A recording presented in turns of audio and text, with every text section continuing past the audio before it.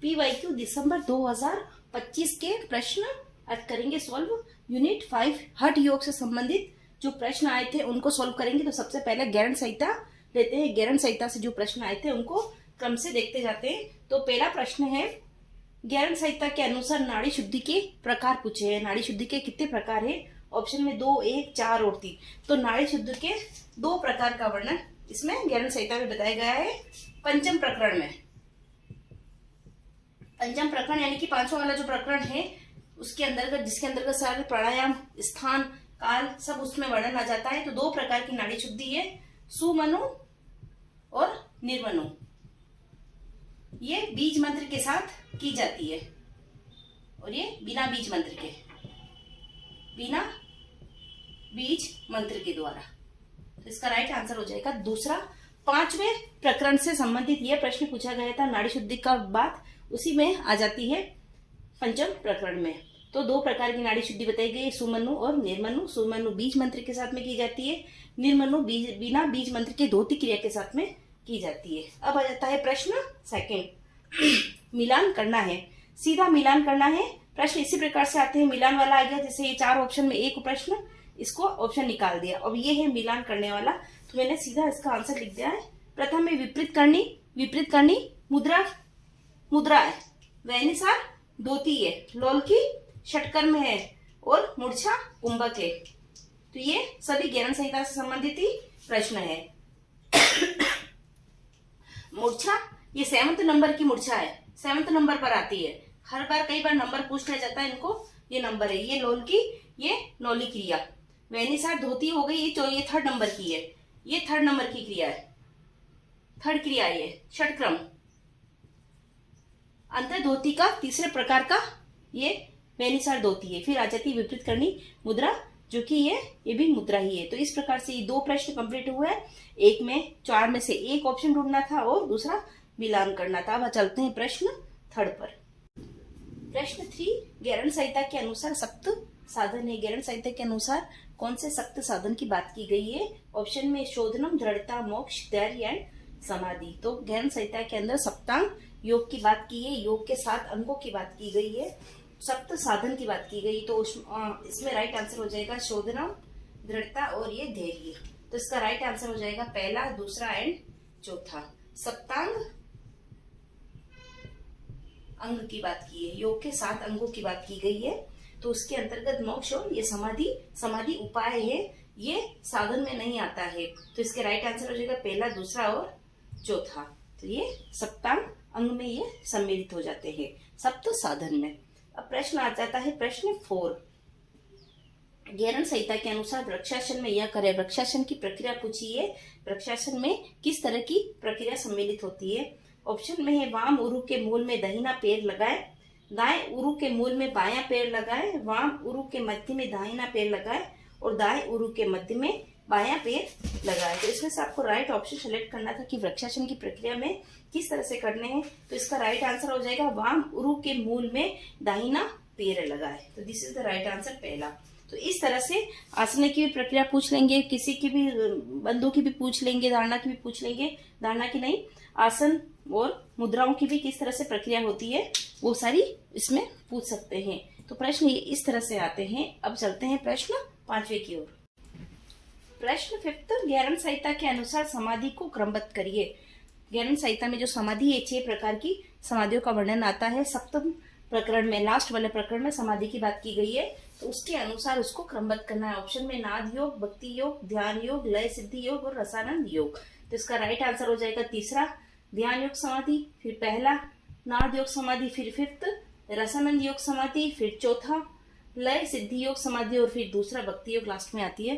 तो इस तरह से ये क्रम वाले प्रश्न पूछे जाते हैं। ज्यादा प्रश्न इसी तरह से आते हैं कि इनको क्रम में जमाइए। तो ये 7वें प्रकरण से, ज्ञान संहिता का जो 7वां प्रकरण है लास्ट, वहां से प्रश्न है। नेक्स्ट प्रश्न है प्रश्न 6, कौन सी वायु शरीर की समस्त क्रियाओं का समान रूप से क्रियाशील रखती है? कौन सी वायु जो पंच प्राण में है, कौन सी वायु वो शरीर की समस्त क्रियाओं को समान रूप से एक्टिवेट रखती है? तो प्राण वायु, उदान वायु, समान वायु और अपान वायु। तो इसका राइट आंसर हो जाएगा समान वायु। ये प्रश्न सभी हडग्रंथों में आ जाता है कि पंचप्राण में जो समान वायु है वो सभी क्रियाओं को समान रूप से क्रियाशील रखती है। तो ये तीसरा वाला आंसर इसका समान वायु, ये इसका राइट आंसर हो जाएगा। अब चलते हैं प्रश्न 7 हट प्रदीपिका से आए हुए प्रश्न। ये 6 प्रश्न ज्ञान संहिता से आए थे। अब शुरू करते हैं 7वां प्रश्न हट प्रदीपिका से। हट प्रदीपिका से प्रश्न प्रारंभ हो रहे हैं। हट प्रदीपिका के अनुसार योग विनाशक है। योग के अंदर बाधक तत्वों को पूछा गया है। कौन से बाधक तत्व है?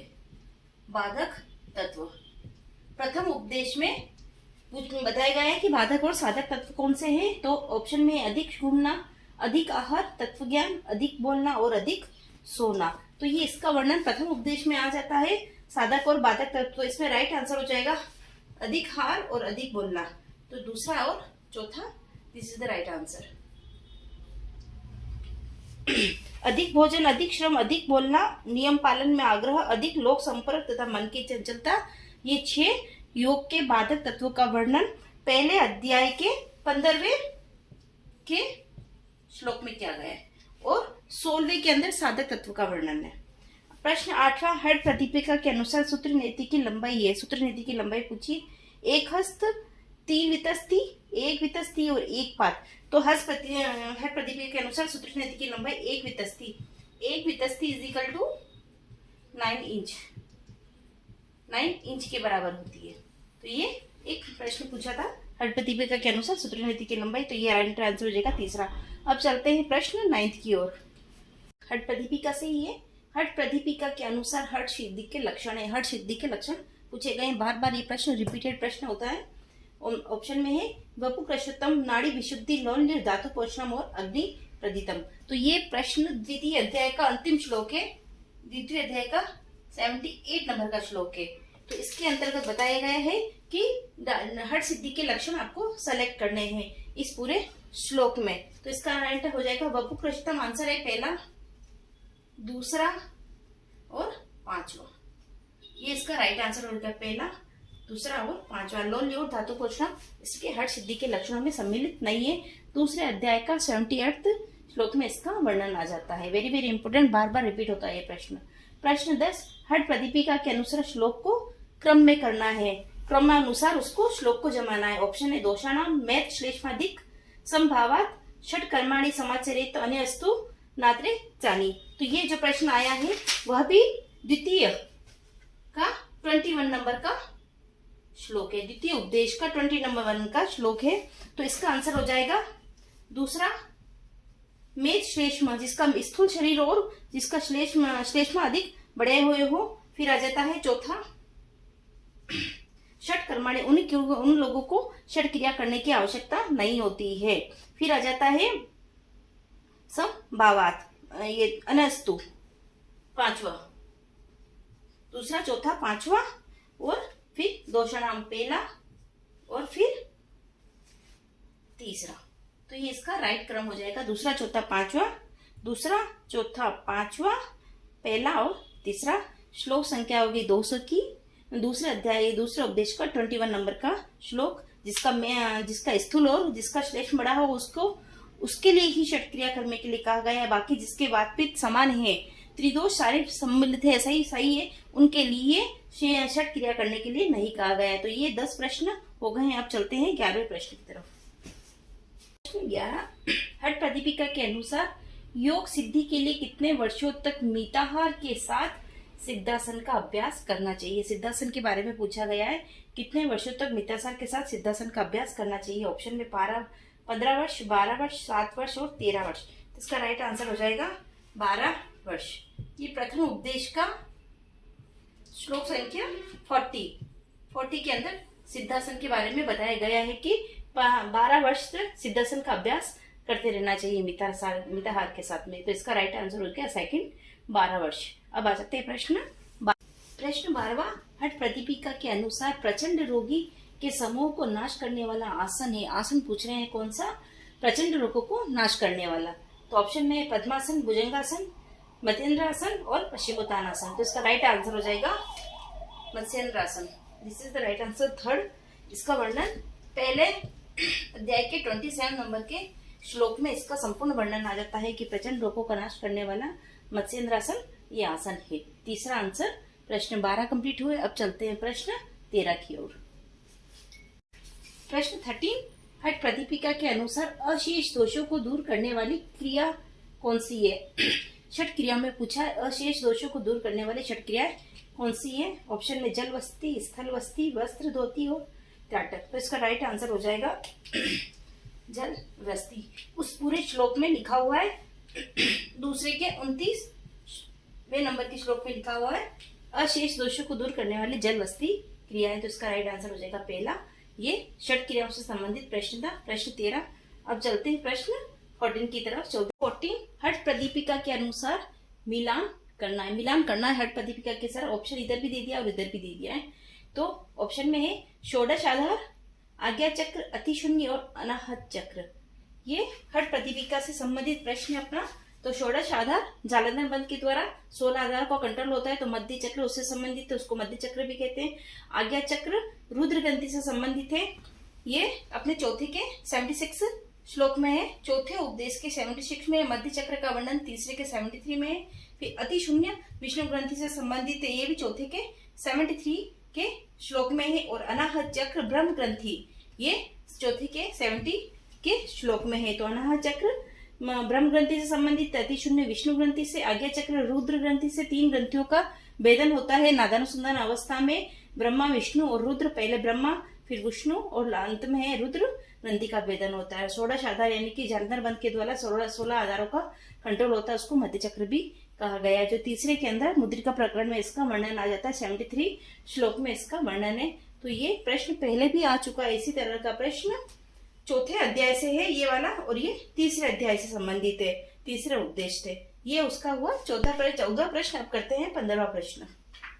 ये दिसंबर 2025 का प्रश्न है, कथन और कारण से संबंधित प्रश्न है। हठ प्रदीपिका हठ योग का ग्रंथ है। कथन ये कह रहा है हठ प्रदीपिका हठ योग का ग्रंथ है, जिसके उपदेशक योगी स्वात्माराम जी है। एकदम सही कहा गया है। कारण में आ जाता है, इसकी व्याख्या कर रहे हैं या नहीं कर रहे हैं। स्वात्माराम जी को हठ योग का ज्ञान बिना गुरु उपदेश के स्वतः हुआ। तो ये इसमें विकल्प दे दिए कि कौन सा आंसर सही है। प्रथम में है ए आर दोनों शक्ति है, आर एक की सही व्याख्या है, जबकि उसकी व्याख्या नहीं कर रहा है। ए आर दोनों शक्ति है, आर एक की व्याख्या नहीं है, ये भी व्याख्या नहीं कर रहे हैं। और फिर आ जाता है थर्ड, ए सत्य है और आर असत्य है। चौथा है ए असत्य है और आर असत्य है। तो इसका राइट आंसर हो जाएगा तीसरा, ए सत्य है आर गलत है। This is the right answer. क्योंकि हठ योग का ग्रंथ, उसके उपदेशक स्वात्माराम जी, बिल्कुल सही बात है। स्वात्माराम जी को हठ योग का ज्ञान बिना गुरु उपदेश के स्वतः नहीं हुआ था। बिना गुरु के ज्ञान का उपदेश उनको नहीं हुआ था। उनकी किताब में लिखा हुआ है, प्रथम अध्याय के चौथे मंत्र में ही, प्रथम अध्याय के चौथे श्लोक में लिखा हुआ है कि स्वात्माराम जी को ज्ञान मत्स्येंद्रनाथ, गोरक्षनाथ आदि योगी हठ विद्या के मर्मज्ञ, उन्हीं की कृपा से योगी स्वात्माराम जी को ज्ञान प्राप्त हुआ। इसलिए ये दूसरा वाला इसका कारण है वो गलत हो जाएगा। तो ए सत्य है और आर असत्य, इसका ये राइट आंसर हो जाएगा। व्याख्या की भी बात नहीं कर रहे हैं, अंदर की किसी की व्याख्या नहीं कर रहा है। तो प्रश्न option third is right answer. A सत्य हठ योग के उपदेशक योगी स्वात्माराम जी है, बिल्कुल सही। और आर असत्य, उनको ज्ञान उनके गुरु के द्वारा ही प्राप्त हुआ था, जो उनके हठ योग के थे, मद्रेन्द्रनाथ, गोरक्षनाथ जी आदि। पहले अध्याय के पहले उपदेश के चौथे श्लोक में यह बात कही गई। तो इसका राइट आ जाएगा ए सत्य और आर असत्य। अब चलते हैं 16 प्रश्न की ओर। प्रश्न 16 PYQ दिसंबर 2025 हठ प्रदीपिका से प्रश्न है। हठ योग से संबंधित प्रश्न है, यूनिट 5 से ही है। हठ योग का अर्थ कथन कह रहा है, हठ योग का अर्थ हकार और ठकार का मिलन है, बिल्कुल राइट है। कारण बोल रहा है हठ योग राजयोग को प्राप्त करने की सीढ़ी है, राजयोग का उद्देश्य केवल की प्राप्ति है। जबकि ये इसका जो कथन है, इसकी व्याख्या ये कारण नहीं कर रहा है। तो ऑप्शन में जो विकल्प दिया गया ए आर दोनों सत्य है, आर ए की सही व्याख्या है, व्याख्या नहीं कर रहा है। हकार और ठकार का मिलन हठ योग कहलाता, जबकि ये राजयोग की प्राप्ति या मोक्ष की प्राप्ति की बात कर रहे हैं। ए और आर दोनों सत्य है, ए और आर दोनों सत्य है, आर ए की व्याख्या नहीं है। तो इसका राइट आंसर हो जाएगा यह सेकंड, इसकी व्याख्या नहीं है यह। फिर तीसरा ए सत्य है और आर असत्य है, दोनों ही सत्य है, इसलिए थर्ड और फोर्थ ऑप्शन नहीं होगा। इसका राइट आंसर हो जाएगा सेकंड, हे दोनों सत्य है, लेकिन यह आर उस ए की व्याख्या नहीं कर रहा है। तो इस राइट आंसर इज सेकंड। ये हठयोग से संबंधित यूनिट 5 से हमारा प्रश्न हुआ। अब आगे चलते हैं प्रश्न 17 की तरफ। 17 यूनिट 5 दिसंबर 2025 का प्रश्न है केवल कुंभक की विशेषता है। केवल कुंभक की क्या क्वालिटी है, केवल कुंभक के बारे में पूछा गया है। ऑप्शन है वायुमंडलीय तथा श्वसनीय दाब की समान अवस्था, श्वसनीय वायु दाब की अधिकता, श्वसनीय वायु दाब की न्यूनता और वायुमंडलीय तथा श्वसनीय दाब की असामान्य अवस्था। केवल कुंभक जो होता है वह न तो इनहेल होता है न एक्सेल होता है। ऐसी कंडीशन होती है जहां पर न तो इनहेल कर रहे होते हैं और न एक्सेल कर रहे होते हैं, यानी कि एटमॉस्फेरिक प्रेशर और अपना ब्रीथिंग प्रेशर दोनों एक जैसा होता है। न तो हम कोई कुंभक लगा रहे हैं, न अंतर कुंभक हो रहा है, न बाह्य कुंभक हो रहा है। बिल्कुल जो एटमॉस्फेरिक प्रेशर और जो ब्रीथिंग प्रेशर है उन दोनों की इक्वल अवस्था, बहुत शांत और शून्यता की अवस्था हो जाती है। तो ये इसका राइट आंसर हो जाएगा कि समान अवस्था, वायुमंडलीय दाब और श्वसनीय दाब की सेम अवस्था वही केवल कुंभक की अवस्था है, क्योंकि यहाँ पर न तो हम एक्सेल लेते हैं न इनहेल करते हैं। तो ये इसका राइट आंसर हो जाएगा। अब चलते हैं प्रश्न 18 की तरफ। था ना, हेड प्रतिभिका से प्रश्न है दिसंबर 2025 का प्रिय क्वेश्चन पेपर हुआ था, उसका कथन और कारण से संबंधित प्रश्न है। कथन है दूध और घी से निर्मित भोजन प्राणायाम के आरंभिक अभ्यासों के लिए अच्छा बताएगा कि जब हम शुरुआत करते हैं तो प्राणायाम के शुरुआत में हमको दूध और घी लेना चाहिए। दूसरा कारण बता रहे इसका कारण में इसका बताया कि प्राणायाम के अभ्यास में दृढ़ होने पर ऐसे भोजन के संबंध में नियम और नियंत्रण की जरूरत नहीं है। तो प्रश्न ये है कि ये वाला सेंटेंस कारण जो है इसकी व्याख्या कर रहा है नहीं कर रहा है। तो ऑप्शन में ए और आर दोनों सत्य है। आर ए की सही व्याख्या है, आर और दो की सही व्याख्या नहीं है। ए सत्य है और आर असत्य है, ए सत्य है और आर असत्य है। तो इसमें जो आंसर हो जाएगा ये है दोनों सत्य है, लेकिन ये इसकी सही व्याख्या नहीं कर रहा है, क्योंकि केवल ये बताया है कि लेने चाहिए, क्यों लेने चाहिए वो नहीं बताया। सीधा बता दे कि ऐसे नियंत्रण की आवश्यकता, नियम और नियंत्रण की जरूरत नहीं है। उसकी कारण नहीं बताया कि इसको क्यों लेना चाहिए। घी और दूध और घी और निर्मित भोजन प्राणायाम से पहले क्यों लेना चाहिए वो नहीं बताया। सिर्फ ये बता दिया कि ऐसे भोजन के संबंध में नियम और नियंत्रण की जरूरत नहीं है। तो इसका राइट आंसर हो जाएगा सेकंड, कि उसकी है दोनों सत्य है लेकिन उसकी सही व्याख्या नहीं है। This is the right answer. प्रश्न 19 शिव संहिता से है, दिसंबर 2025 का प्रश्न है। शिव संहिता के अनुसार उग्रासन को किस नाम से जानते हैं? उग्रासन को किस नाम से जानते हैं? आसन के बारे में पूछा गया है। ऑप्शन में पश्चिमोत्तानासन, स्वस्तिकासन, पद्मासन और सिद्धासन। तो इसका राइट आंसर हो जाएगा पश्चिमोत्तानासन को ही सिद्धासन कहा गया है। This is the right answer. ये तृतीय पटल में बताया है। थर्ड पटल में यह बात की गई है। अब आ जाते हैं प्रश्न 20 भी शिव संहिता से ही मिलान करो। शिव संहिता के अनुसार सारे चक्र लिखिए और उनसे संबंधित दिव्या, उनकी जो कौन सी दिव्या होती है, तो मूलाधार के साथ में डाकिनी, मैंने डायरेक्ट सीधा आंसर लिख लिया। स्वादिष्टान से राकिनी, मणिपुर से लाकिनी और अनाहत चक्र से काकिनी संबंधित है। तो ये पंचम पटल के अंतर्गत इसका वर्णन आता है। पंचम पटल शिव संहिता में 5 पटल है। ये आसन का वर्णन तृतीय पटल में और ये सारे चक्रों का उनके साथ में दिव्या, उनका पटल पंचम पटल के साथ में वर्णन है। अब चलते प्रश्न 21 की ओर। 21 शिव संहिता के अनुसार मणिपुर चक्र किन वर्णों से युक्त है? मणिपुर चक्र के अंतर्गत कौन कौन से वर्ण सम्मिलित हैं? ऑप्शन में है पहला ह से प तक वर्ण, ड से फ तक, त से ब तक और क से म तक। तो इसका राइट आंसर हो जाएगा ड से लेकर फ तक के जितने भी वर्ण अपने व्याकरण के अनुसार आते हैं वो सारे वर्ण ड से लेकर फ तक ये मणिपुर चक्र के वर्णों से युक्त है। तो इसका राइट आंसर होगा सेकंड, ड से लेकर फ तक। प्रश्न चलते हैं 22 की तरफ। यह भी शिव संहिता से ही, शिव संहिता के अनुसार चक्र है। पूछा है कि कौन कौन से चक्र होते हैं। ऑप्शन में है मूलाधार, कुंडलिनी चक्र, सोम चक्र, विशुद्धि चक्र और ई हो गया मणिपुर चक्र। इसका राइट आंसर हो जाएगा मूलाधार चक्र है, विशुद्धि चक्र में आता है और मणिपुर ये चक्र है। तो इसका आंसर हो जाएगा ए, डी और ई। ये राइट आंसर है। ए, डी एंड ई इसका राइट आंसर हो जाएगा। अब चलते हैं प्रश्न 23 की तरफ। शिव संहिता के अनुसार प्रश्न है दिसंबर 2025 से संबंधित क्वेश्चन पेपर है। कथन और कारण से संबंधित यह प्रश्न है।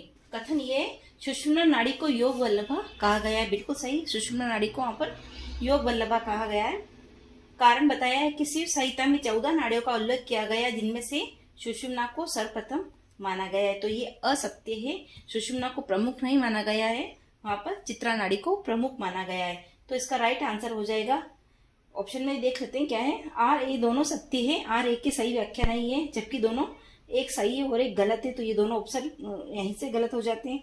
फिर बचता है आर सत्य है, ए असत्य, ऐसा नहीं है, ए सत्य है और आर असत्य है। तो ये इसका चौथा, इसका ये राइट आंसर हो जाएगा। पहला सही कथन सही और ये जो कारण बताया है वो इसका रॉन्ग है। तो ये शिव संहिता से इस बार दिसंबर 2025 में टोटल 5 क्वेश्चंस आए थे।